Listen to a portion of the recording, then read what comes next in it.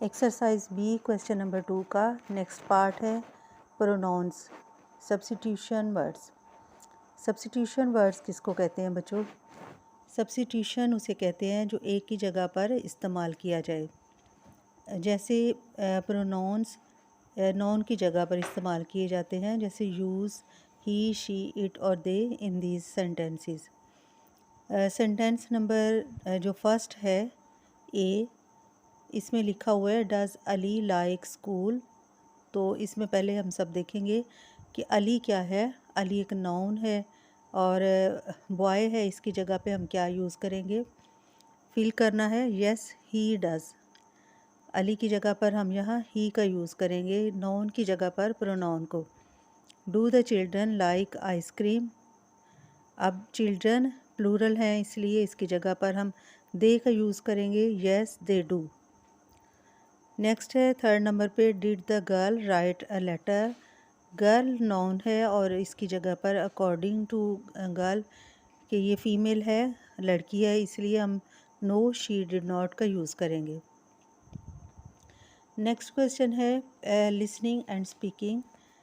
Exercise D में work in pairs, listen carefully to the words below. नीचे जो words हैं लिस्ट, इनको केयरफुली सुनिए। देन चूज़ वन लिस्ट, और इनमें से एक लिस्ट को सिलेक्ट करें।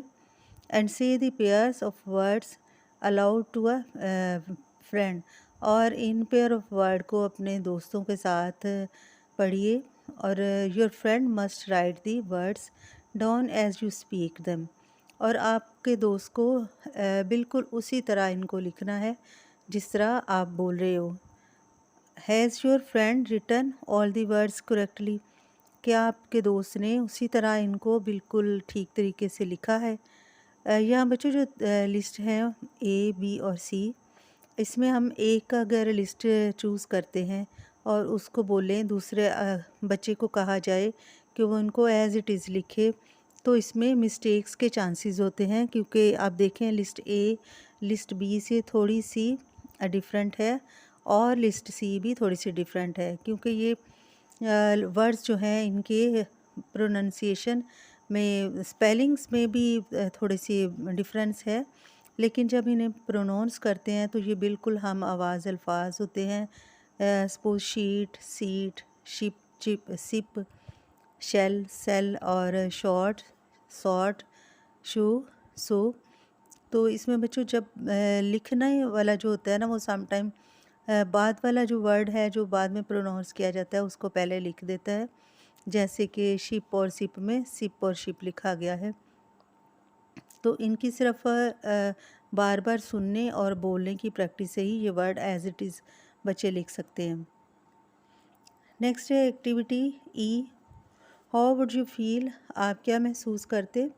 Work in pair, imagine that you made some cakes.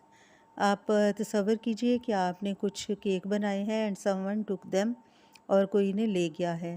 How would you feel, आप क्या महसूस करोगे? Why should not they have taken the cake, उसे क्यों केक नहीं ले जाने चाहिए थे?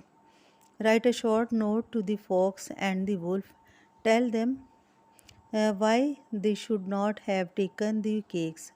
आपने एक शॉर्ट नोट लिखना है फॉक्स और वुल्फ के नाम, और उन्हें बताना है कि आपको वो केक नहीं ले जाने चाहिए थे।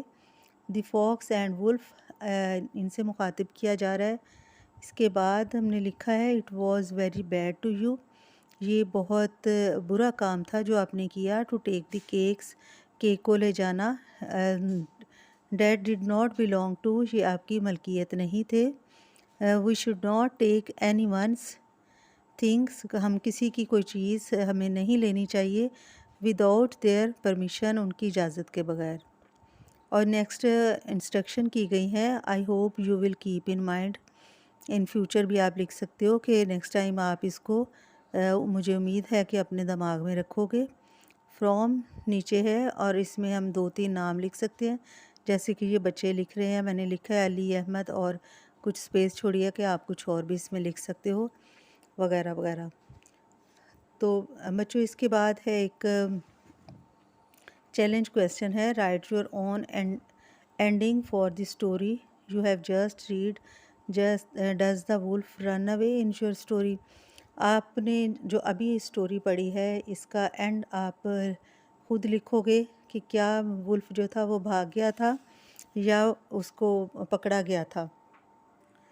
तो बच्चों जैसे हम जानते हैं कि वुल्फ पकड़ा गया था और the women beat up the wolf with the rolling pin. औरत ने उसको बेलन के साथ मारा था।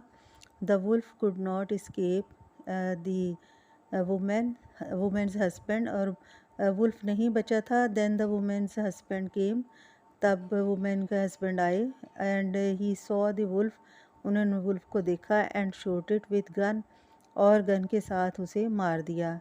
The greedy wolf died on the spot, और जो लालची भेड़िया था वो उसी जगह पर मर गया। देन हम इससे यही लेसन अखज़ कर सकते हैं कि ग्रीड इज़ अ कर्स, और लालच नहीं करना चाहिए। इसके साथ ही बच्चों ये एक्सरसाइज ख़त्म होती है।